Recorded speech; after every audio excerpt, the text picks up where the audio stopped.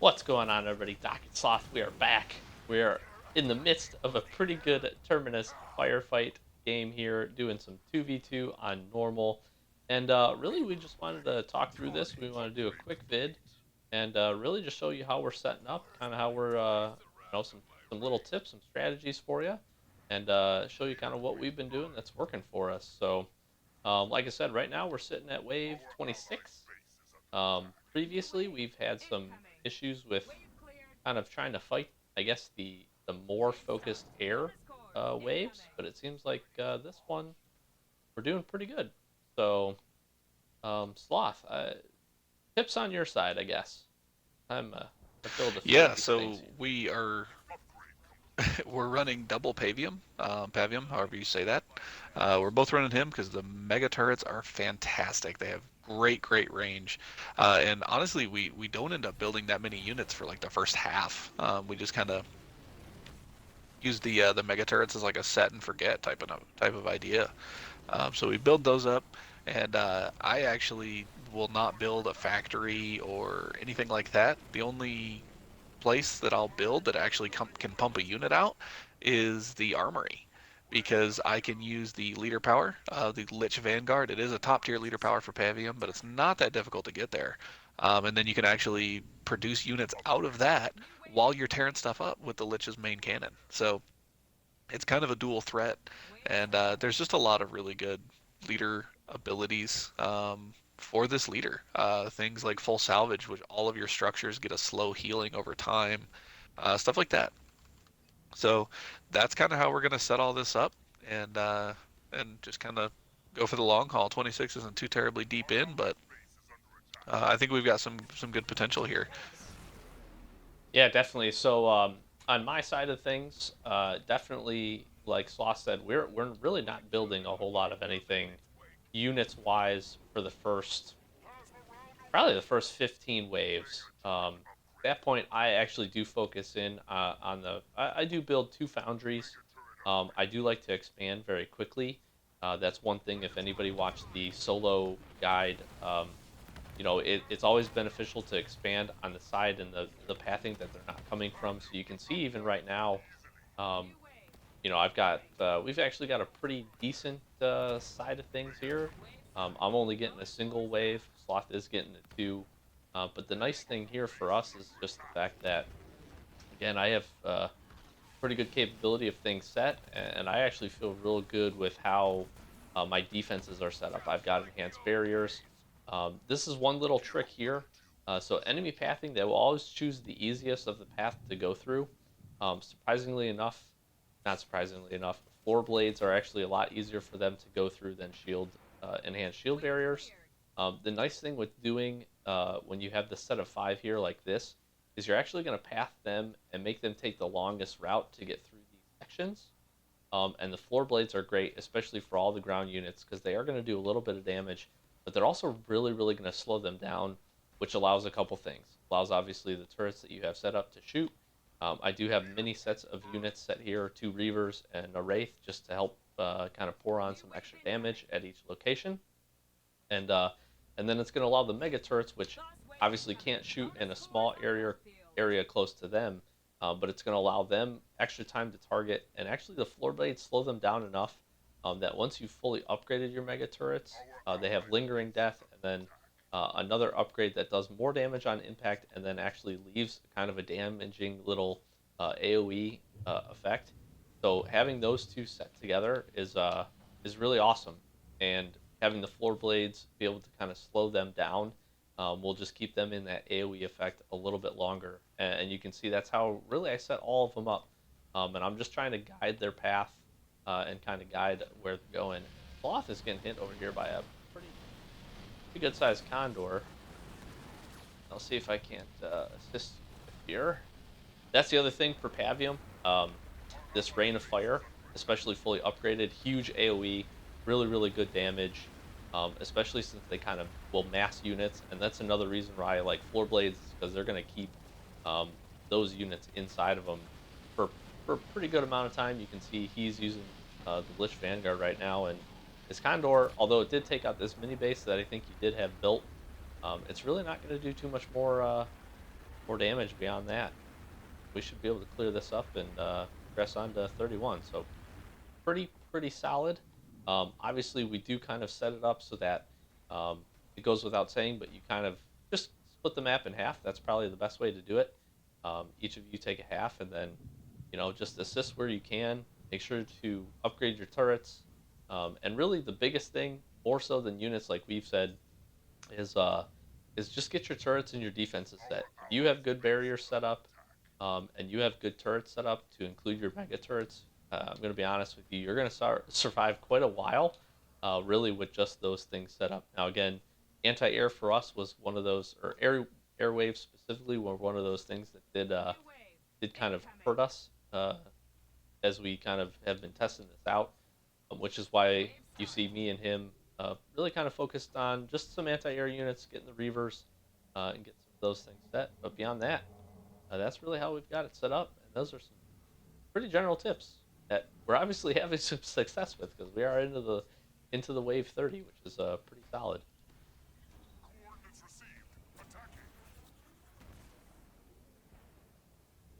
It's just fun for me to sit and watch the mega turrets just destroy everything. Yes,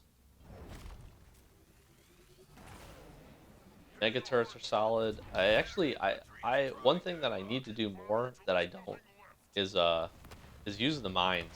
I don't use the mines enough, um, and I should.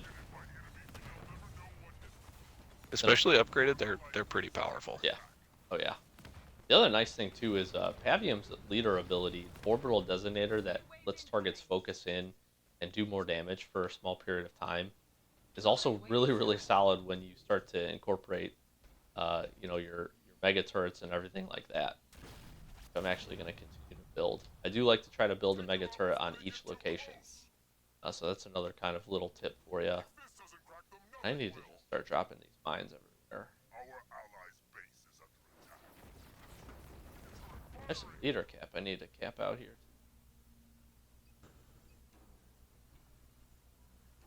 So yeah, so Yeah, again, and this yeah. is Go ahead, Salah. All right. sorry. No, you're good. Go ahead. No, I was just gonna say this is really kind of how it sets up for us. Obviously, the waves are gonna get more intense as they come. They'll get definitely more varied as we see them, but um, Sloth is probably gonna need a little bit of my help here.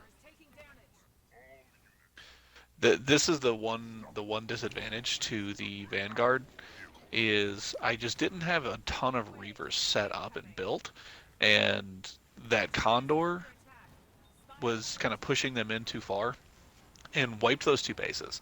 So I'm going to continue to struggle with a little bit of anti-air defense. So I think that's something that I'll have to keep ahead of the supply curve and make sure I'm ahead of that so that I can call in that lich every now and then and just pull in a bunch of reavers. Yeah. Because there's definitely a focus, at least for me, on making sure those walls are set up and beefed up and expanded, which is I think an absolutely correct thing. But got to make sure we're covering our weaknesses, which it's pretty glaring weakness I think, at least on my side, going the way of not building a foundry or anything like that.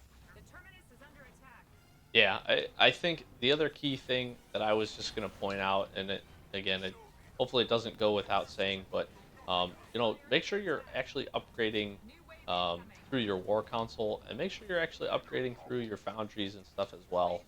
So I'm at this point where I've got basically vehicles all set, all powered up. I've got the max population cap, and I'm also able to have the max base defense as well. So I'm gonna see if I can't help you out here. I'm gonna continue to kind of push forward. I'll try to head this off to let you maybe get set up again. You need supplies by chance? I'm good actually. Um, that's the frustrating part is I actually have a decent build on supplies. I just had to get to the point where I could use them again. Yeah, and that's one thing we've also seen with the co-op, is just the sole fact that there is going to be a lot of times where the waves are just going to come heavier from one area than another. Sloth was getting hit with two-sided as compared to me, where I really wasn't seeing a whole lot. Maybe just a single side, which honestly just lets me defend really well. And like again here, I think a lot of the pathing is coming this way, so it's almost going to be beneficial to maybe just me pull all my units over. Well, and that's something that I think we'll continue to kind of test out and mess with to see if it's potentially a good idea to try and funnel them all one direction, as opposed to kind of letting them both kind of go both and split. Yeah. Um, but you'll kind of, I don't know if you're seeing a lot of that on your side, but if I've got a good army like in the middle of the area, they'll try and sneak through. They'll kind of just try and slide right through there and see if they can go straight for the terminus. Yeah. Yeah, definitely there's a lot of the units, especially on these hero waves that you guys can see right here, that they are going to just try to kind of sprint, which is kind of why I was adding in the extra um, unit defense to try to help make that defense and get those things. That way they're kind of slowing them down. That's kind of the only one complaint I guess I have with the AI here is that fact that they don't care about anything that they're seeing right now. They're just purely focused on fighting the Terminus. They ran by a bunch of units, um, and that just makes it a little bit harder to defend. Um, and that's why I think a good focus on turrets, especially upgraded turrets at this point, is going to be the one thing that really helps as well. I'm not watching my units over here. They're probably getting decimated, aren't they? Avium's still alive.